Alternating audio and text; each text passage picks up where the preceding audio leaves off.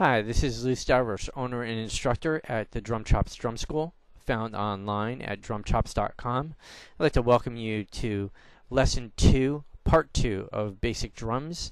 In this lesson, we will be covering the mid-stroke and the tap, as well as some other exercises for multiple strokes and transition strokes.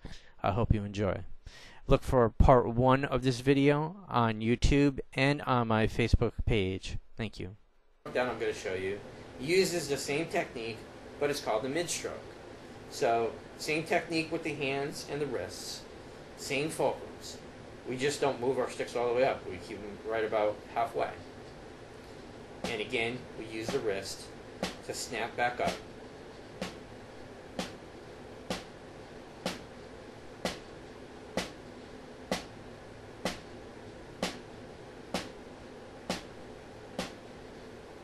And this is something that's going to take some practice because you're going to need the control within your stick to stop it at this half height.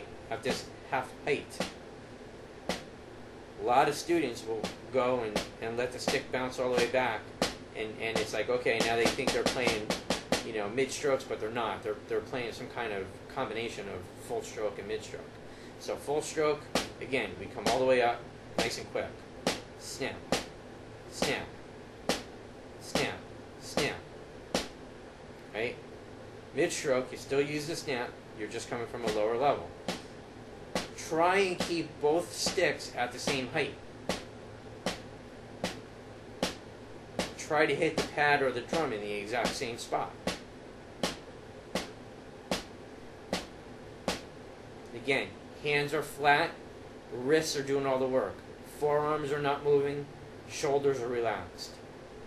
Right, let's go to our next stroke. Our next stroke is called the tap. The tap stroke is coming just a couple of inches off of the pad or the drum. Again, we're going to use our wrists to get a quick snap, but we're only coming this high.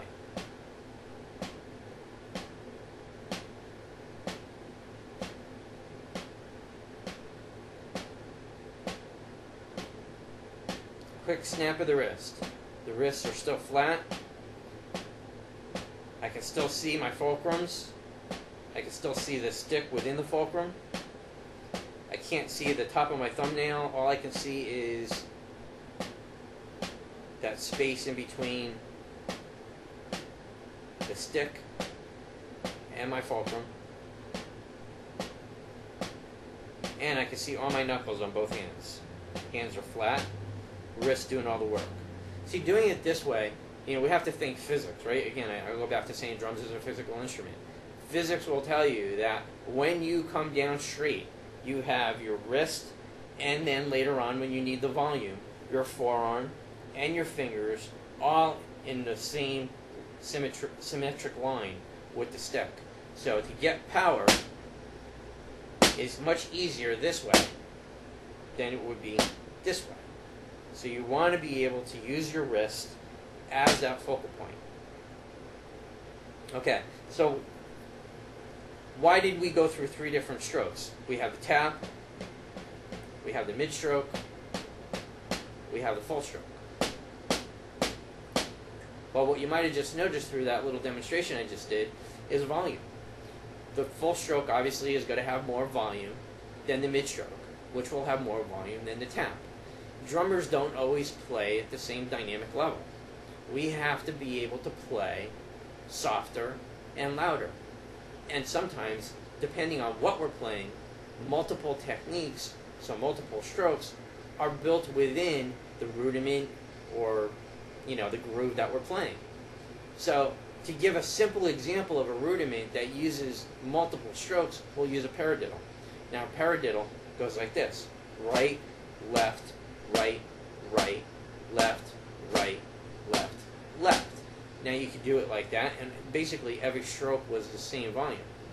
But if you want to get those little taps with the double hands, with those double notes being little taps, then you'll have accents, and then you'll also be able to pick up the speed and cleanliness of the rudiment by playing it with multiple strokes.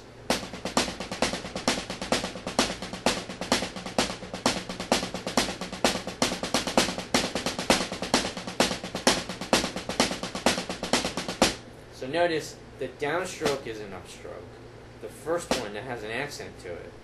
But then a lot of the other strokes are taps.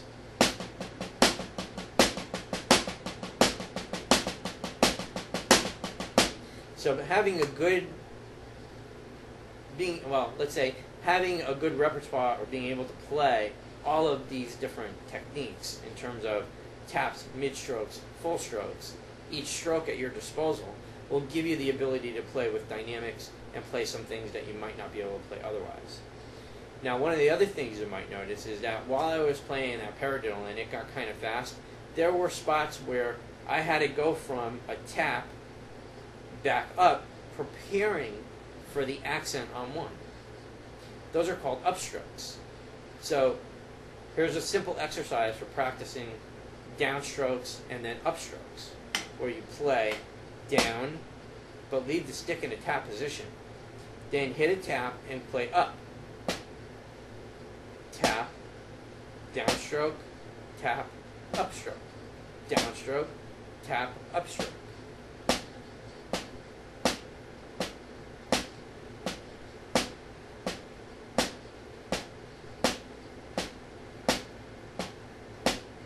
And you move with the left hand.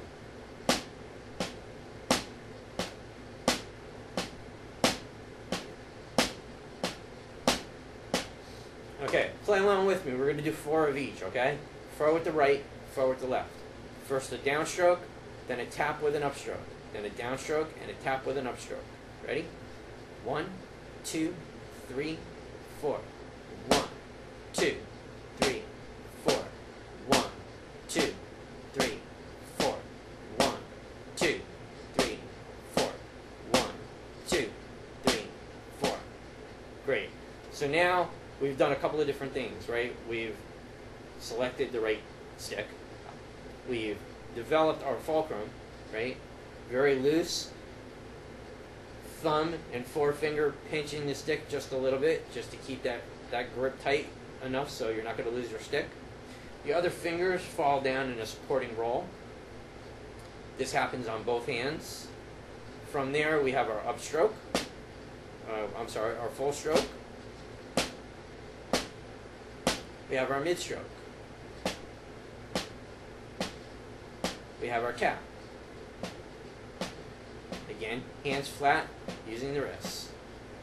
Then we go through a downstroke and an upstroke.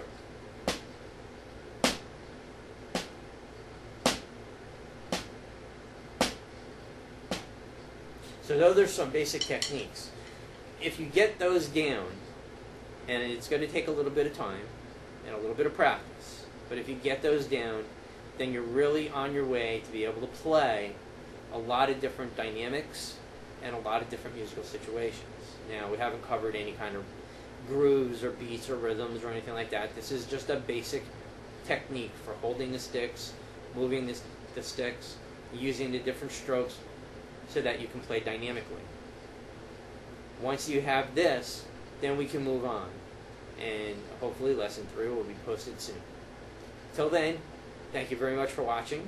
Again, my name is Lou Stavros, owner and instructor at the Drum Chops Drum School, and found on the web at drumchops.com. Thank you.